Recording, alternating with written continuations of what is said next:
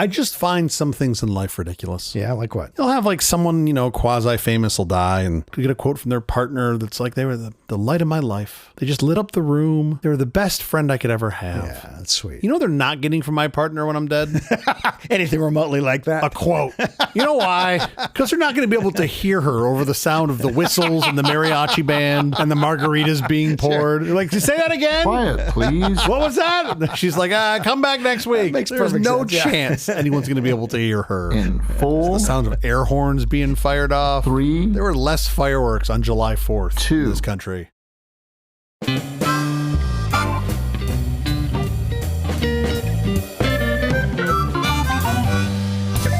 Company presents a truly terrible podcast. Welcome to Nonsense, Season 4, Episode 34. I'm Jeff Parker. I'm CJ Little. This is our take on the week's business, tech, and entertainment headlines. This time, the White House forces Anthropic to disable frontier models. Anthropic is where the White House is going to start? Yeah. How about the terrible AT&T AI chatbot I was yelling at over the weekend? Can we disable those first? The Terminator is here. How autonomous AI drones log their first battlefield kills. I'm a drone, you idiot. Who is your programmer and what does he do? The cost of confident lies. Google is liable for AI defamation. It's getting real spicy real quick. These guys are going to have some work to do. Wow, no kidding. Also, our big story later this week is about the illusion of fact, mis- and disinformation in an AI world. It feels like something that Penn and Teller would be hosting and not us. That'd be a good show. I'd watch that. We should totally do a show with them. That'd be a blast. Teller doesn't talk. It's not great on radio. I was going to say it's a radio show. I really wouldn't. Teller, what do you think? And then it's just nothing. Yeah, I guess you're right. Just silence. That should be our first foray into video. But it's a long answer, so it's like 45 minutes of silence. Exactly.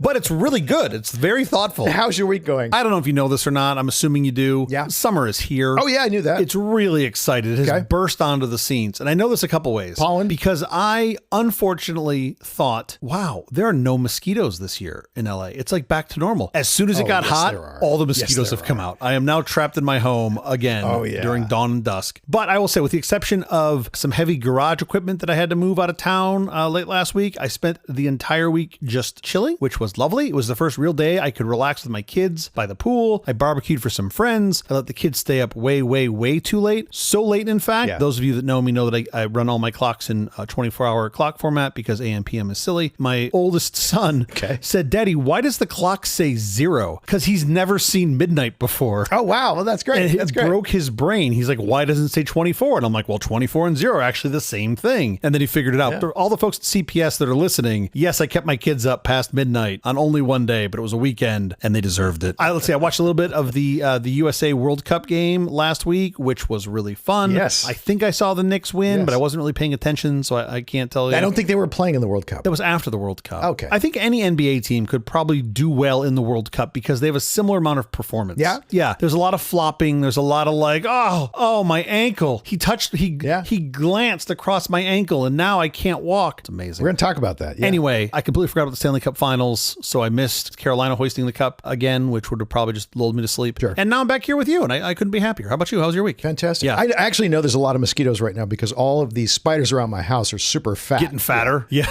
I have spiders around my house now who are on Ozempic. The true California spider way. That's great. That's great. I have been ears deep in World Cup soccer. Go USA, go Team Sweden. FIFA and Lenovo teamed up to pull off a massive scanning operation, creating highly accurate 3D digital twin avatars for all 1,248 players in the tournament. Each scan took 1 second. How long did that take? 1 second. I don't have time for this. Just a picture? You can't even take a picture in 1 second. To make an avatar. Yeah, absolutely amazing, which gives them ultra precise tracking. The avatars are synced with the stadium's 12 tracking cameras in the ceiling, and they've captured data a little over 50 times per second, as well as the sensor that's inside the ball. So the ball's movement, by the way, is tracked 500 times per second. Okay. The system tracks 29 separate places on each player's body. It kind of strikes me as odd that that's an odd number. But okay, well, I mean, they couldn't find a 30th place that they really thought was necessary. They did. You got to pay extra for that.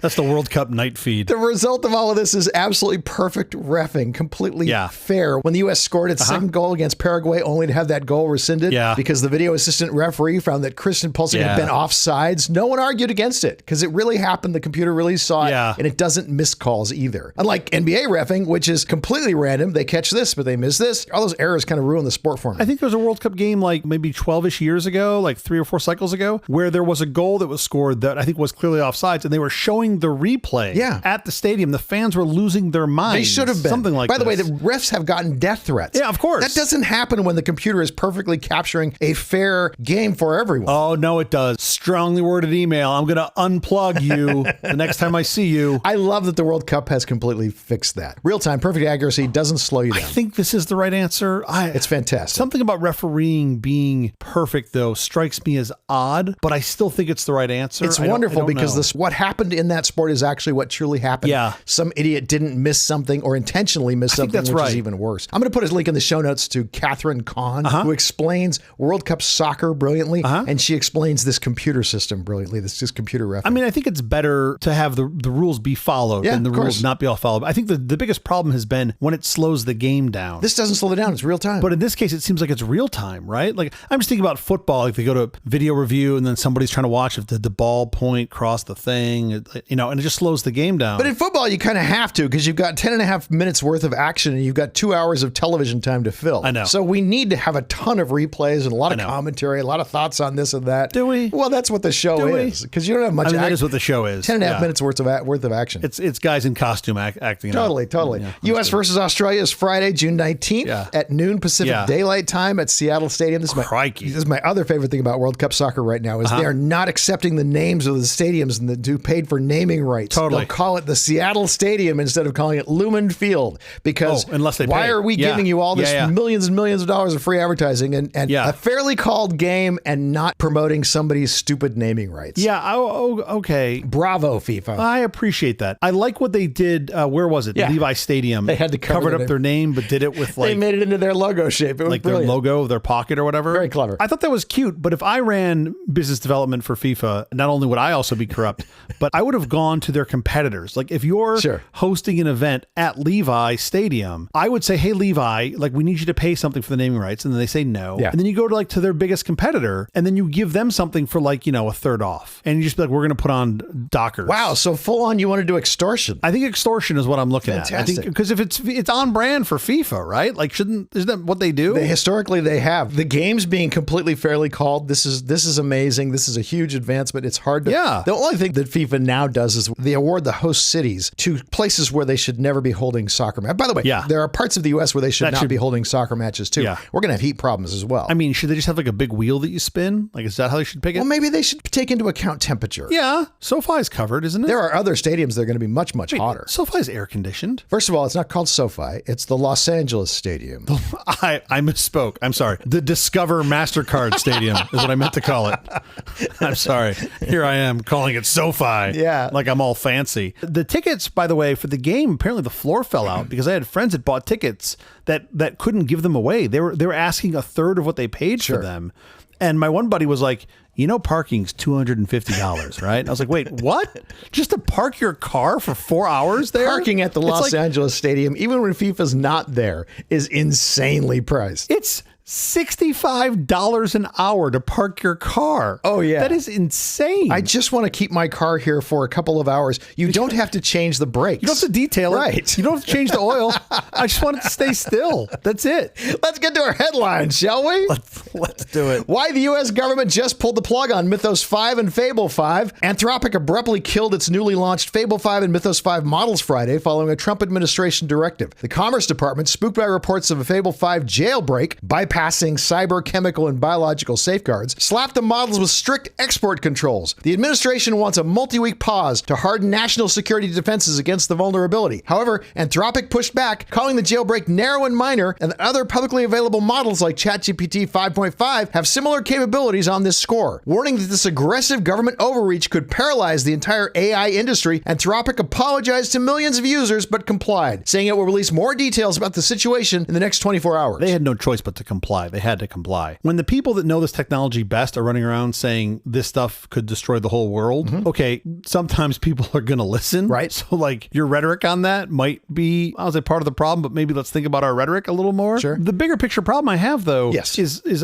really two or three things. One, to my knowledge, and this story is still developing, Anthropic was not provided the actual report or the actual reason why it was blocked. They were just told, saying here are the problems. They were just told verbally that there was risk, but there wasn't anything that they could refute or confirm or go through. So that's not great. The other, I think, challenge here is there's nothing systematic. Like, this feels like this is a one-off. This feels like this is, you guys aren't our friends. We're going, you've poked a stick in our eye. We're going to poke two sticks back in yours, is how this feels. A while ago, Anthropic refused to allow U.S. military to use its frontier models for fully autonomous weapons systems. Yeah, they put in some guidance in their agreement, or their proposed agreement. And that upset the Trump administration. Yeah, and the Trump administration said, no, we're not going to agree to this. And then Anthropic said, okay, then you're not going to get to use our stuff. Right. And that apparently the king did not enjoy hearing that, because you got to do what the king says. You don't go against what the king says. So yeah, so Anthropic, I think, is on the short list, and they're probably going to be there for a little while. It seems like they've sort of made amends. I mean, it's ironic that there's still a bunch of things that are powered in the DoD that are using Anthropic's models. Well, they have but to. I feel like that might have something to do with this. Yeah. But the order that was given to Anthropic is pretty aggressive. I mean, it doesn't allow not just export, but it doesn't allow any foreign nationals to use it, including the ones that made it. By the way, it's headed by foreign nationals, so he can't even look at it or touch it. Yes. Yeah, that's crazy. Inside or outside the United States, not even outside the United States, inside or outside of the United States. And that does seem overly broad to me, and that does seem like a really good way to encourage non-US based models to gain steam, especially if you're using one. Or for a company like Anthropic to suddenly declare, oh no, we're an Irish company now. Sure. Or we're open source. Even worse, we're open source. I was just going to say, even worse. How dare you, sir? Even worse for the Trump administration.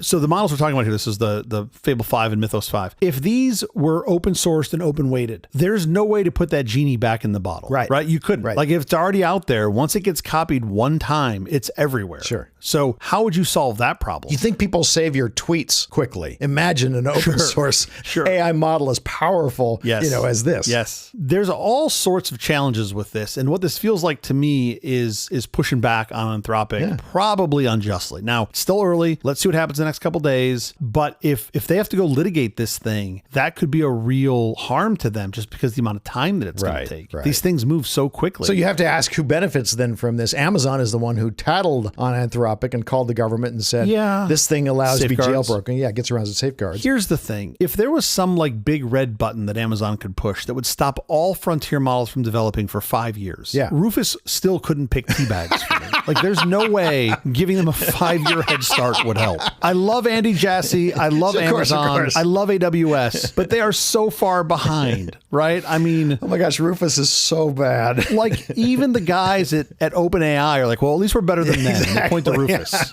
right? Like, it's so bad. Maybe they've got something inside that's amazing. I don't know. It's hidden from me because the things it recommends for me, It's hidden from everybody. It's hidden from the people at AWS. Like, it doesn't exist. I want it to exist. Again, I am pro Amazon. I like a lot of things about Amazon. Well, that's exactly right. So who benefits from this? Does Sam benefit from this? Does Elon benefit from this? Does Rufus benefit from this pause from Anthropic? Are we trying to slow them down in some way that helps others? The only thing Rufus benefits from is the heat death of the universe. That's it. That's the only thing. Okay. So take Rufus off your list. Would Sam and Elon benefit from this? Of course they would. Yeah, sure. But I don't think they necessarily had anything to do with it directly per se. Yeah. My hunch is, I know none of this to be factual, but my hunch is there are a bunch of reports that work their way up to the government level and say, hey, here's some things we saw. This could be a risk, yada, yada, yada. My hunch is any of them that have Anthropic in the title might work their way to the top of the list. It's NBA reffing. We call those fouls on these guys. We don't call them on this. It kind of feels like NBA reffing. And because NBA reffing is like that, it does kind of make sense that we'd end up with that in our politics, right? Like, it does make sense. Once it's okay there, you've sort of like put your foot in the water. What we need to do, look, the solution is easy. We've already talked about it. Yeah. We need to create scans of everybody in public office. Okay. We can track them in 29 points. We just know where they're at. Yellow card. We've lost the thread of this story, haven't we? No, this is very, very interesting to me. And I think it's something we'll probably talk about on our bigger story later this week. Yeah. But you have a lot of providers and models that have been open sourced. I would argue it's always the underdogs that are trying to stay relevant. Sure. And that has kept them relevant. You're going to bring up Quinn 3.7 in China right now, I would bet. Because that's a Quinn's huge, a real one, but even going back to China's the llamas, right? Yeah. Like going back to Meta, when Meta was definitely behind the curve, they accidentally open sourced, right? Somebody leaked it. I'm still pretty sure that was a plant. And they're like, oh, this open source thing keeps us relevant and keeps traction out there. Right. So I still am a little hesitant to see anyone who's like, there are some projects that are truly open source, but not at the frontier level. I could argue, I'm digressing here a little bit, OpenAI started with that mantra, and then very quickly we're like, oh, wait, this is a multi-billion-dollar or multi-trillion-dollar business. What the hell are we doing? Sure. And they will arguably have more impact towards their original goal by being a for-profit company than by being a not-for-profit company. So they did the right thing, I think. I don't think they could have been as effective if they stayed as a for-benefit company, or whatever that weirdness was. But I don't think this was like some cabal going against Anthropic. I think you have the clear leader in the space. You've got an administration that's not a big fan of theirs, right, and some information worked its way up. And then it's just, what's going to happen? It's going to be very slowly given to them. No information worked its way up. One phone call from Amazon, and the next thing they did, there was the government shut it down. There was a JPEG of like a character that said Anthropic on it, sneaking out of a prison. Exactly. Supposedly, I take us all with a gigantic grain of salt, but supposedly people that have read the paper have said that it's not a jailbreak. These are people that seem to have decent pedigrees and maybe some modicum of character to lose. I don't know until I see it myself, until someone responds to it that's trustworthy. I don't really know what we're talking about here. And to me, that's the problem, is the folks who made this tech should be made aware. This is how zero-day exploits work, right? Sure. You have a whole white hat community that is designed to find the problem. 40 days to fix this, and if you don't, we'll go go public with it. Yeah, and then you reward them. You pay them for this. You make this a paid gig so people will go find it. Sure. You reward them for it, and then you fix it, and then you move on. And that has made software safer. But this doesn't seem to be happening this way at all. Like, it's the opposite. My kid loves Fable 5. Of course, it's great. As a person who programs old school, when I type in my prompt... Are we calling it that now? No. When I type my prompt... No. Hold on. Go ahead. Old school meant you program with punch cards. Yeah. Okay? You don't say you program that's old school. Using my keyboard like a dinosaur. I used my keyboard like a dinosaur. I did. Oh, man. We host a radio show, don't we? That is not how it works anymore. Fable. My kid loves Fable 5 because you can give it a really big, complex instruction. Sure. And it doesn't come right back to him. It goes and figures it out, and it tests it, and it works on it, and it works on it until it gets it. Instead of like every 2 seconds, it comes back with a question. Should I do this? Could I have permission to do this? Can I do this? I don't mind. I kind of like those permissions. I like those steps because that's what I'm used to. Yeah. He's used to, and he trusts the system much more than I do. And that's fine. It's much more productive his way. I'm okay that you and he are fans of Big Programmer. I'm more of a desk to phone artisanal program guy. Yeah, I like apps that were artisanally created. Well, the old-fashioned way. In the darkness of the 2 a.m., the old-fashioned way on someone's 10-year-old MacBook Pro. Hello World in C. Still ran an i5 chip. I'm more of that, right? I don't want none of this fancy M5 Max local LLM. No, I don't need any of that. I'm more of an artisanal programmer. No human required inside Ukraine's secret autonomous drone test. During a battlefield test 2 years ago, fully autonomous Ukrainian drones killed Russian soldiers without human intervention. Programmed in an absolute Terminator mode, the quadcopters hunted targets independently. Ukraine officials fully banned autonomous terminal strikes to avoid friendly fire and protect civilians. Instead, the military relies on human-in-the-loop, semi-autonomous systems. Two things here. One, when you said that no humans required inside Ukrainian secret autonomous drone test, I would why would they put a human inside the drone? That'd be a very small human to put inside the drone. No humans required inside. Or a really huge drone, sure. We really need somebody to be able to give me like a gong, like a snare drum. Yeah. Gong. Oh, jeez. I'm going to show myself out. Where does this patio go? I feel like I should get going. It's getting hot out here. You just finish up. Turn the lights off when you're done. No, when you said humans in the loop, on this, which, by the way, I think is a good thing. My concern here isn't that you just have a human in the loop choosing the targets, which I think is a good thing. Okay. My fear is how they execute it, because now I'm thinking back to every time I've tried to go to some service and I get hit like a CAPTCHA on the page, and it's like, pick out all the Russian soldiers, and I'm like, oh no, is it just a 3x3 grid, and you're just like, well, there's one, and there's one, and there's one here. No, you just have to slide the puzzle piece in. That's all you have to do. Slide the drone over the convoy. Now I will kill Yuri. This is terrible. We're terrible. We're terrible. Oh, poor Yuri. Oh, man. Despite ethical barriers, AI is reshaping the war. Jam-resistant autonomous navigation has surged Ukrainian drone success rates from 20% to 80%. Wow. Small, cheap AI modules are now standard, packing automated navigation and target recognition into low-cost drones and ground robots. My word, has Ukraine advanced the world of drones in war. Absolutely amazing. Ukraine has gained the technological and manufacturing capability to launch more than 5,000 drone strikes against Russian targets at ranges exceeding 20 kilometers every month. That's insane. The Ukraine defense industry is focused on training small AI models on small data sets to run on the limited computing power of small, inexpensive chips. And here's what frustrates me about this. Yes. This relatively tiny, not tiny, but relatively tiny country, Ukraine, is as scrappy as possible deploying technology. Remarkable engineers AI modules. Remarkable engineering coming out of the Ukraine. They're building these little AI modules that are basically throwaway, right? Because some of the drones you don't get back. They're not coming back. They're building these things that are just like with what they have. Like here's the scraps that you have. Not really scraps, but here's the scraps. Here's the engineering talent. Yeah. Figure it out. This is the enemy that you have. And that's what's happening in Ukraine. Meanwhile, in the US, every summer weekend, I just watch a reel of people that can't launch their boat off a boat dock. Like they're just like they lose their whole truck in the water. Like this is the comparative. But their lives don't depend on it. They kind of do. You ever been to a boat ramp? Your life depends on it a couple different ways.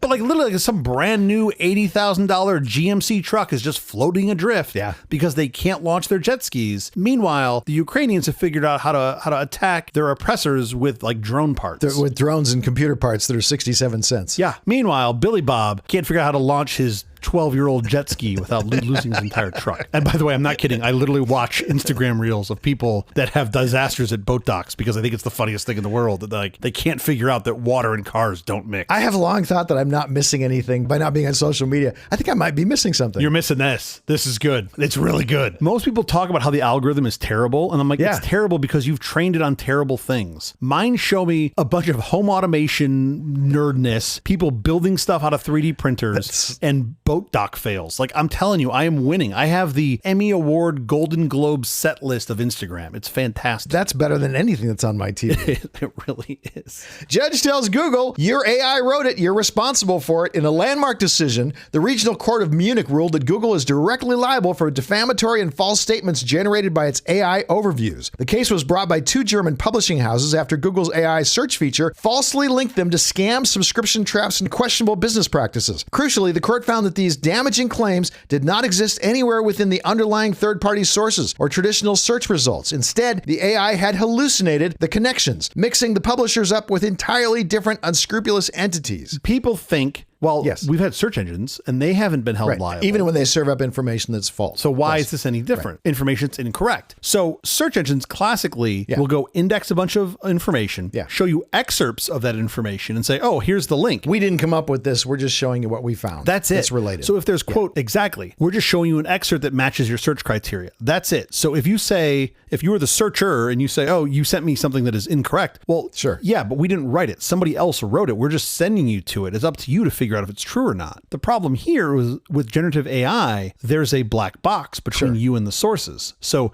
it may put stuff together that otherwise isn't accurate. And that's what we're seeing here. At first blush, I was like, well, this doesn't make sense to me that we're holding them liable. What the court actually said that resonated as an argument with me was the court said that if you didn't hold the AI company responsible, who would be liable? Then who would you hold? And now the victim is ultimately defenseless because there's no one for them to go after. Google controls the underlying logic, the training data, the algorithms. So the court ruled that it's entirely reasonable to expect the company to monitor and verify its AI outputs against its sources. Well, that's part of the problem is this isn't like there's a finite number of outputs. There's an infinite number of outputs. So you can't manage all of them. You can't, go through all of it. It's truly an infinite number. And I like this idea of you got to hold them responsible because it's a thing that they made. Okay, I get that. Generally speaking, Section 230, at least in the US, doesn't apply to any of these technology platforms, which I think is still probably the right thing in many cases, but is worth an update, if I were to say it lightly. It's abused. But without a doubt. But I get the whole like analog of,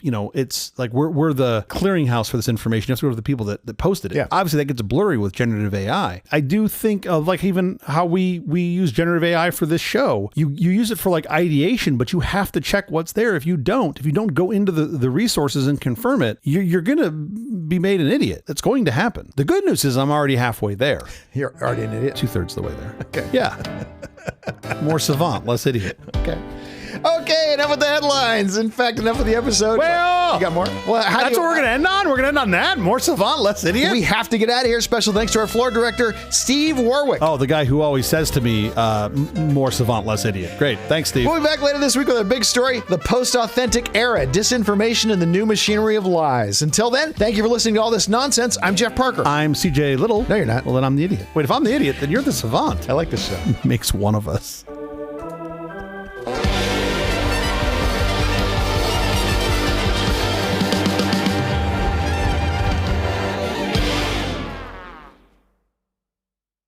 Jeff, are you ready for the 75 megahertz WinBook XP? 75 megahertz? I'm never ready for anything that fast. 75 megahertz. 75 million hertz is what that means if you don't follow the metric system. It is full of features and plans for a big future. Okay. The 75 megahertz WinBook XP brings you up to a new height in performance and value. Wonderful. It's a 32-bit local bus video rocket ship accelerator. 32 bits? Yes. But listen to this. A 10-cell 2500 milliamp battery pack, so you can run power-hungry programs longer. It's got an LCD indicator that lets you monitor functions at a glance. You get the same unique ergonomic features that critics raved about with the original WinBook: full-size keys, a sloping wrist rest, and now your choice between the track point-like pointing device or an optional 19-millimeter dual-button trackball. You can choose. Fantastic. Either one. Did I know there was an original WinBook? I don't think I remember that. It was before the WinBook XP. Well, of course it was. And you can get options including a 14.4 fax video data modem, internal audio, a docking station. You can upgrade the RAM, all sorts of fun stuff. Okay. The WinBook XP starting at $4,500, including 4 megabytes of RAM and a 120 megabyte hard drive. Order yours today. $4,500 is price adjusted. Is that real numbers? $4,500 is today's dollars. Okay. Yes, sir. I have a couple interesting things about this, but first we have to do our little dance. You got to tell me when this was. I have no idea because it has to precede. If it's truly running at 75 megahertz, it predates Windows XP, the software. Yes, sir. That's why I picked this. I can probably get it from 75 megahertz